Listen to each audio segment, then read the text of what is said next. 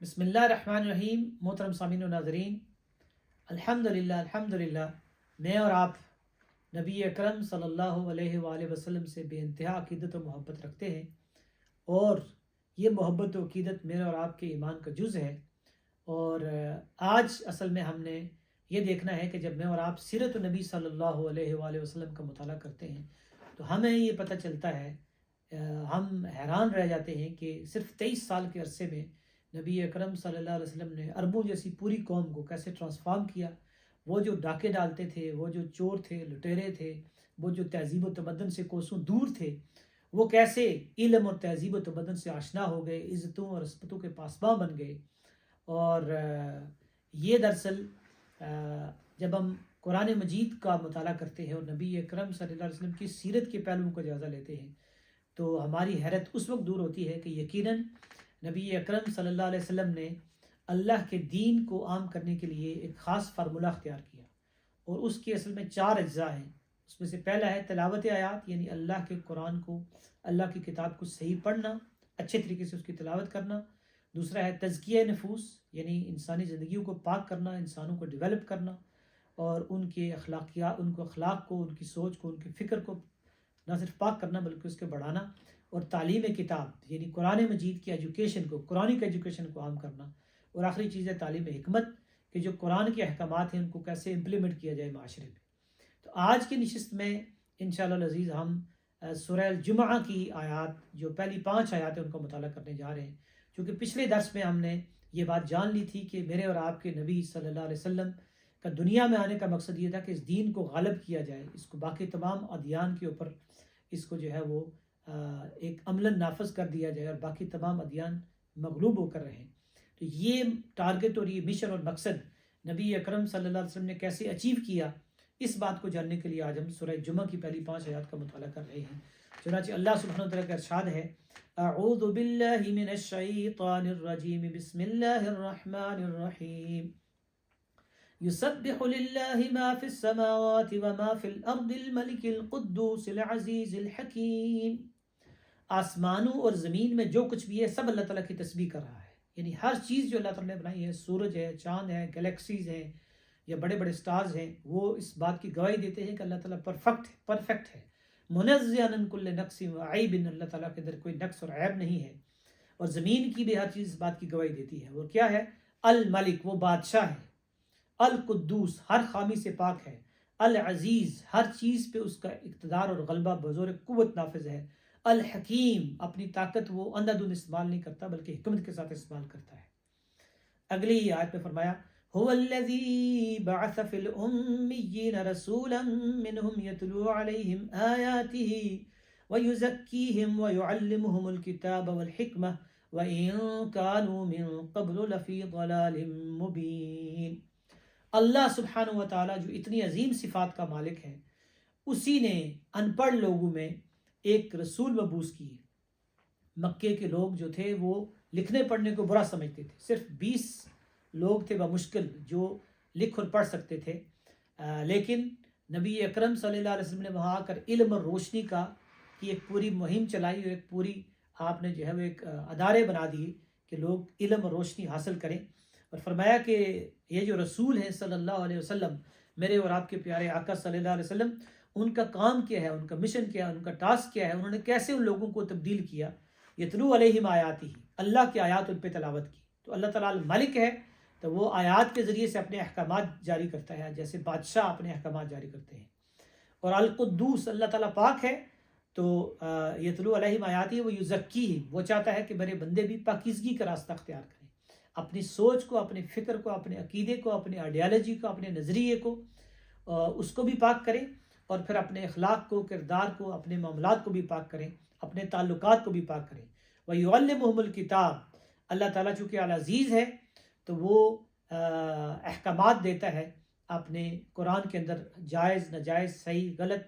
اور وہ اپنی کمانڈز پیش کرتا ہے۔ اور اللہ تعالیٰ چونکہ الحکیم ہے اس لیے والحکمہ، وہ چاہتا ہے کہ میرے جو بندے ہیں ان کے پاس بھی حکمت ہو، وہ قرآنی تعلیمات، اسلامی تعلیمات کو بہت وائزلی سوچ سمجھ کر استعمال کریں، اس کے لیے پہلے ایکسپیریمنٹس کریں، اس کے لیے پھر اس کی عملی شکل اس کو دیں، اور اس کے لیے تجربہ حاصل کریں۔ اندھا دھند جو چیزیں ہیں ان کو نہ کریں، اور جو چیزیں ترتیب میں پہلے آتی ہیں ان کو پہلے لائیں، اور جو آخر میں آتی ہیں ان کو آخر میں لائیں، جو فرائض ہیں ان کو نفل نہ بنا دیں، اور جو نفل ہیں ان کو فرائض کی جگہ نہ رکھ دیں۔ اس کے بعد فرمایا کہ وَإِن كَانُوا مِن قَبْلُ لَفِي ضَلَالٍ مُبِينٍ، اس سے پہلے وہ کھلی گمراہی میں پڑے ہوئے تھے۔ تو جو مکے کے لوگ تھے، جو عرب کے لوگ تھے، وہ بیٹیوں کو زندہ دفن کرتے تھے، وہ یتیموں پہ ظلم کرتے تھے، بیواؤں پہ کے حق مارتے تھے، اسی طریقے سے چھوٹی چھوٹی باتوں پہ لڑتے تھے، جھگڑتے تھے۔ تو اللہ کے رسول صلی اللہ علیہ وسلم نے یہ طریقہ اختیار کیا، اور اس طرح پوری عرب سوسائٹی کو ٹرانسفارم کر دیا، ان کو تبدیل کر دیا، ایک انقلاب برپا کر دیا 23 سال کے عرصے میں۔ اور وہ کام آپ نے کیا کیا، آپ کا مشن کیا تھا، آپ کا طریقہ کار کیا تھا، وہ یہ تھا کہ اللہ کی آیات کو تلاوت کرنا، یعنی قرآن پڑھ پڑھ کر سنانا،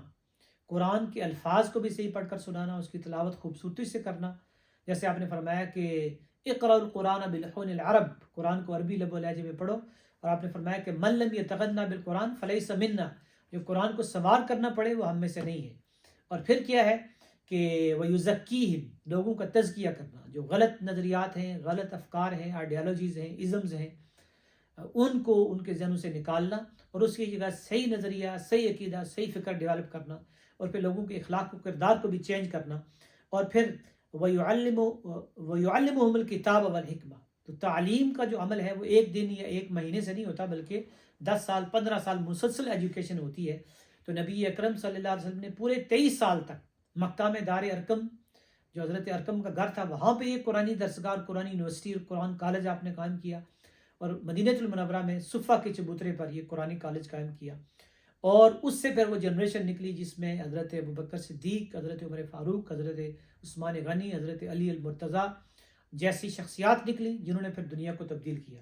فرمایا کہ وآخرین منہم لما یلحقوا بہم وہو العزیز الحکیم، جو بعد میں آنے والی نسلیں ہیں جو ابھی ان سے نہیں ملی، ان کے لیے بھی یہی راستہ ہے، یہی طریقہ ہے، یہی فارمولہ ہے، یہی مشن ہے۔ ذالک فضل اللہ یؤتیہ من یشاء، یہ اللہ کا خصوصی فضل ہے، جس کو وہ چاہتا ہے عطا کر دیتا ہے۔ اگر قرآن کے کام کے لیے، قرآن کی تعلیم کے لیے، تزکیہ کے لیے اگر کوئی فرد متحرک ہے، کوئی خاتون، کوئی مرد اس کے لیے قرآن کو پڑھنے پڑھانے میں کوئی لگا ہوا ہے، اور اس کے ذریعے سے تزکیہ کا کام کر رہا ہے، تو یہ اصل مشن ہے ایک امتی کا، کہ چونکہ یہ ہمارے آقا صلی اللہ علیہ وسلم کا مشن تھا جو ہم نے آپ مکمل کرنا ہے۔ جیسے اقبال نے بھی کہا ہے کہ وقت فرصت ہے کہاں، کام ابھی باقی ہے، نور توحید کا اتمام ابھی باقی ہے۔ فرمایا کہ واللہ ذو الفضل العظیم، یہ اللہ کا بڑا فضل ہے۔ مثل الذین حملوا التوراۃ ثم لم يحملوها كمثل الحمار يحمل اسفارا بئس مثل القوم الذین كذبوا بآیات اللہ واللہ لا يهدی القوم الظالمین۔ ان لوگوں کی مثال جنہیں تورات دی گئی تھی، پھر انہوں نے تورات کا حق ادا نہیں کیا، نہ اس کو پڑھا، نہ سمجھا، نہ اس پہ عمل کیا، نہ لوگوں تک پہنچایا۔ کمثل الحمار، ان کی مثال ایک گدھے کی سی ہے، کہ جس کے اوپر بڑی بڑی کتابوں کی آپ بوجھ رکھ دیں، گدھے کے اوپر اگر قرآن بھی رکھ دیں تو گدھا نہ قرآن کو پڑھ سکتا ہے، نہ سمجھ سکتا ہے، اور بڑی بڑی کتابیں لاد دیں۔ تو فرمایا کہ واللہ لا بئس مثل القوم الذین کذبوا بآیات اللہ، کتنی بری مثال ہے اس قوم کی جو اللہ کی آیات کو جھٹلائے، اور اللہ ظالم لوگوں کو ہدایت نہیں دیتا۔ یہ بنی اسرائیل پہ پہلے تنقید کی گئی ہے کہ ان کے پاس اللہ کی کتاب بالکل صحیح شکل میں موجود تھی، بعد میں انہوں نے اس میں تبدیلیاں بھی کر دی، اور پھر اس کے جو احکامات ہیں اس کو اوپر سے پش ڈال دیا، فنبذوہ وراء ظہورہم، کتاب کو پیٹھ کے پیچھے پھینک دیا۔ یہی جرم آج امت مسلمہ کا سب سے بڑا جرم اس وقت یہ ہے کہ ہم نے اللہ سے جو عہد کیا تھا اس کو توڑ دیا، اور اللہ کی طرف سے یہ جو پیغام اور میسج، اور جو ایک سلیبس اور ایک جو ہمیں گائیڈ بک ملی تھی، یہ ہماری کالجوں میں، یونیورسٹیوں میں، ہمارے اسکولوں میں، ہمارے تعلیمی اداروں میں اس کو جگہ نہیں مل رہی۔ باقی دنیا کا ہر سبجیکٹ ہم پڑھ رہے ہیں، پڑھا رہے ہیں، اور سائنس اور کیمسٹری اور فزکس اور بایولوجی اور میتھمیٹکس اور انگلش اور ڈفرینٹ لینگویجز، لیکن اگر ہمارے سارے سلیبس میں کوئی چیز غائب ہے، حتیٰ کہ مسلمان ملکوں کے اندر بھی، تو وہ قرآن ہے۔ قرآن کے اوپر ریسرچ ہے، قرآن کے اوپر غور و فکر ہے۔ تو محترم ناظرین و سامعین، آج اگر ہم یہ چاہتے ہیں کہ نبی اکرم صلی اللہ علیہ وسلم کی شفاعت ہمیں نصیب ہو، اور دنیا میں اللہ کی نصرت اور مدد ہمیں حاصل ہو، اور کل قیامت کے دن ہم حوض کوثر میں نبی اکرم صلی اللہ علیہ وسلم کے ہاتھوں سے حوض کوثر کا جام پئیں، اور نبی اکرم صلی اللہ علیہ وسلم کی محبت کرنے والوں میں ہمارا نام لکھا جائے، تو پھر ان کے مشن سے محبت کیجیے۔ ان کی جو ذمہ داری تھی کہ اللہ کی آیات کی تلاوت کرنا، لوگوں کا تزکیہ کرنا، اور کتاب اور حکمت کی تعلیم دینا، اس کو ہم اپنی زندگیوں کا مقصد بنا لیں، قرآن کو صحیح پڑھیں، اس کو پڑھائیں، اس کو سمجھیں، اس کو سمجھائیں. یہی میری اور آپ کی کامیابی کا طریقہ ہے، فارمولہ ہے، اور اسی سے امت جو ہے وہ عروج حاصل کر سکتی ہے. ورنہ پھر ہماری مثال بھی ایک بدترین قوم کی ہوگی جن کو اللہ تعالیٰ نے ظالم قرار دیا ہے. اللہ تعالیٰ مجھے اور آپ کو عمل کرنے کی توفیق عطا فرمائے. وآخر دعوانا الحمد للہ رب العالمین.